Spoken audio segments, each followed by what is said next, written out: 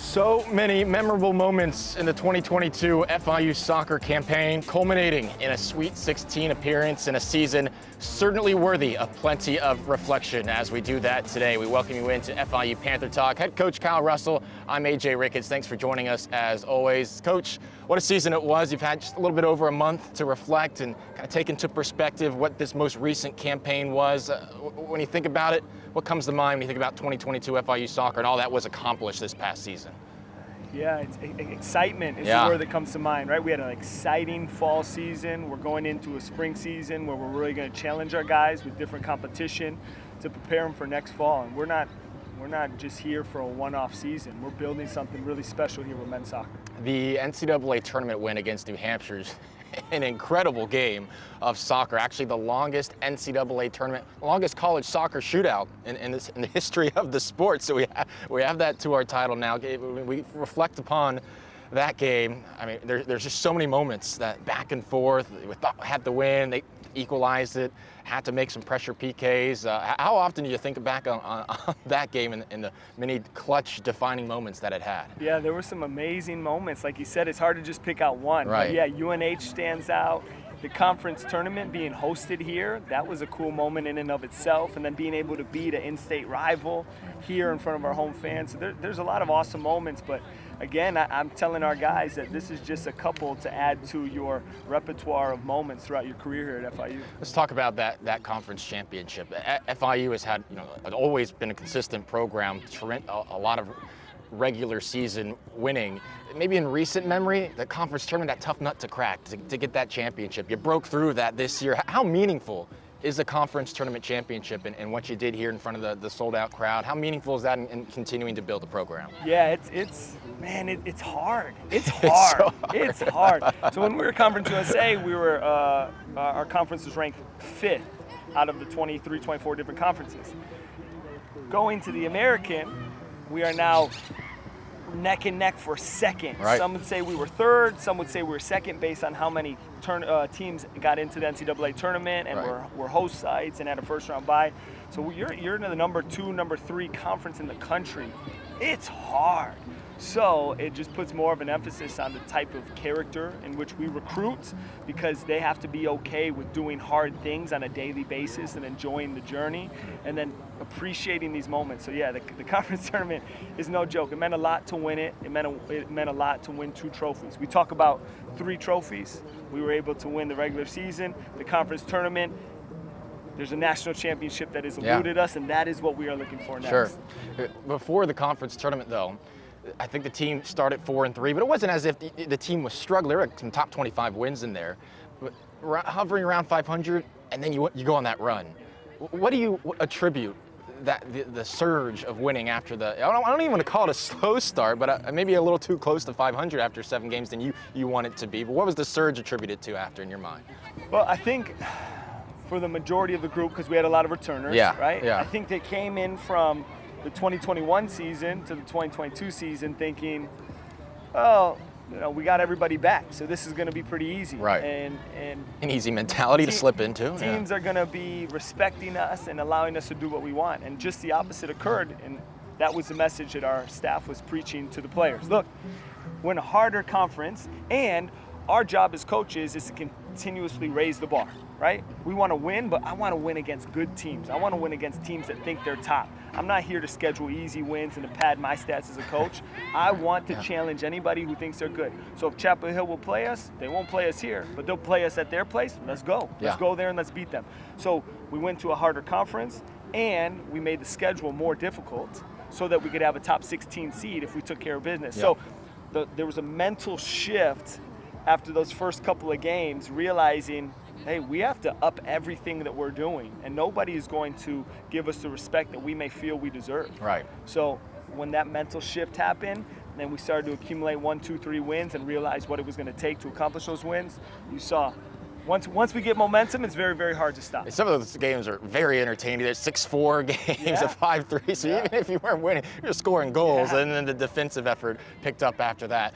Let's talk a little bit about your veterans. I mean, Steven Afrifa, David Garcia, they come to mind. Just guys that bought in since the moment you arrived here, ended up being great goal scorers, high-level defenders. How meaningful was that to you to come in and these returners bought into the new program philosophy and ended up having a lot of success with that?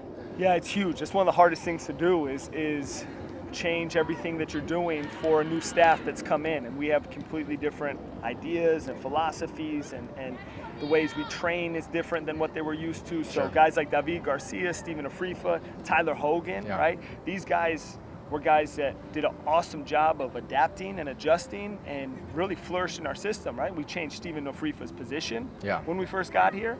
And we were very, very tough on him because we knew the greatness he had inside of him, but he had to be challenged in order to reach that on a day-to-day basis. So the new guys we recruited, we knew would be able to hit the ground running because they knew what they were getting into. The guys we inherited did an awesome job adjusting and leveraging their situation to bring FIU men's soccer success. I want to talk about one more storyline before we look forward to the future. Just from that New Hampshire game was in penalties. You put Matt Levy in there, who hadn't played in over a month. He hadn't played all that much this season. I know you said, penalties was a strength, but to put him in that situation, he was ready for his moment. How cool was that to see? And that's a special moment right there.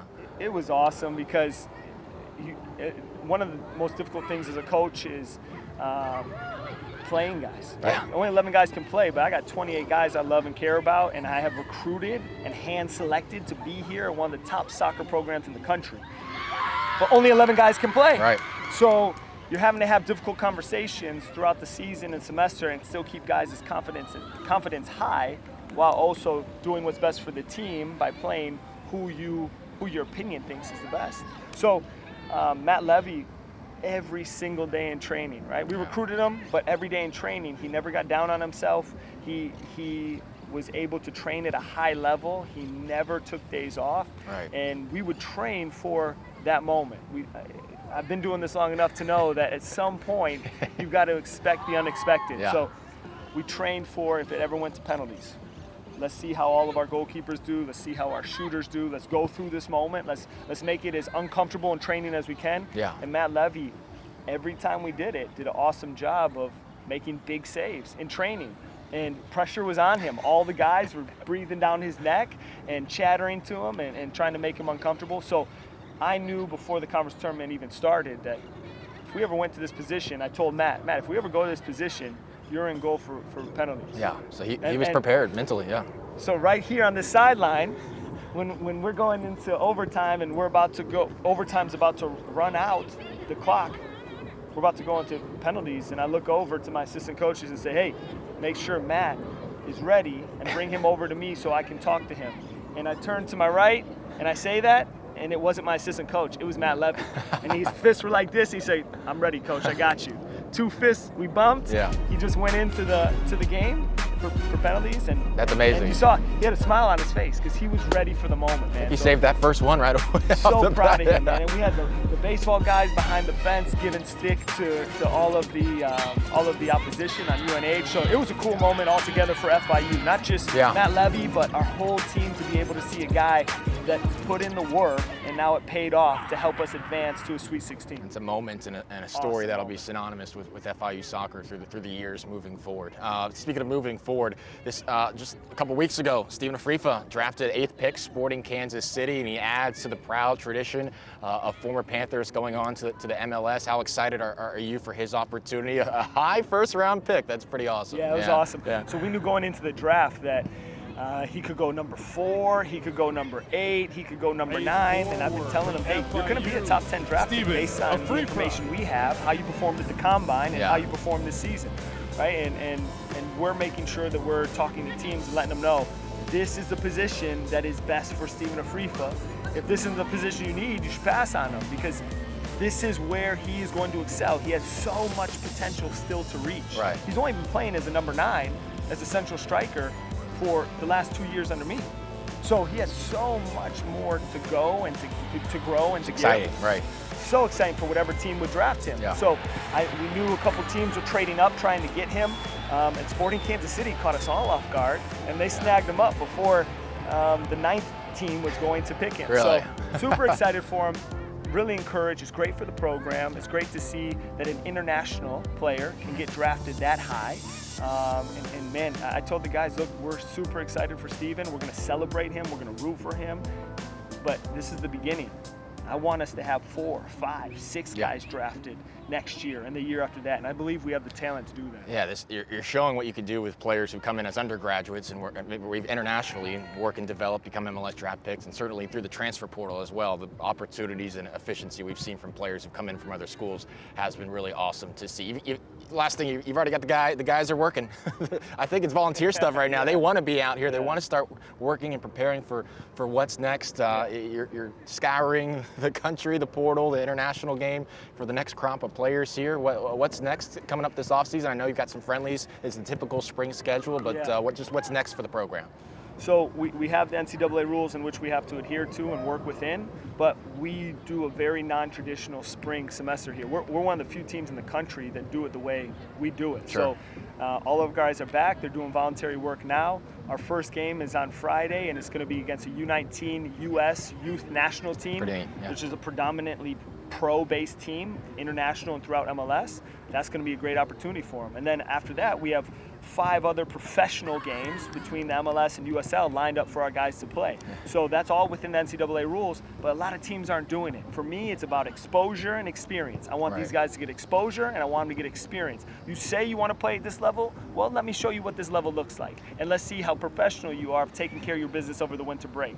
So we're about to find that out. We're training starting tomorrow, and I cannot wait to get after it with these guys. Hey, a great way to keep them engaged in the offseason. Just schedule some USL teams, some U19 teams. Who's doing that? Pretty cool opportunities for these guys. Well, when we come back, it was an exceptional week on the hardwood for FIU basketball. Wins over Charlotte and a thrilling comeback over UAB. When we come back after the break, highlights of the thriller over the Blazers.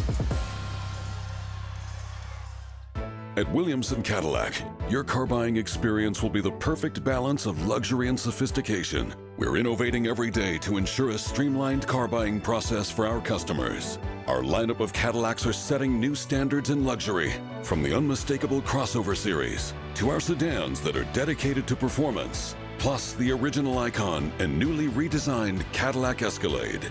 View our entire inventory at WilliamsonCadillac.com. Williamson is Miami. The right way to top a sub is with real red wine vinegar made from red grapes and no food coloring. And the right way to film it is in slow motion. Obviously. Because authentic ingredients make a sub above.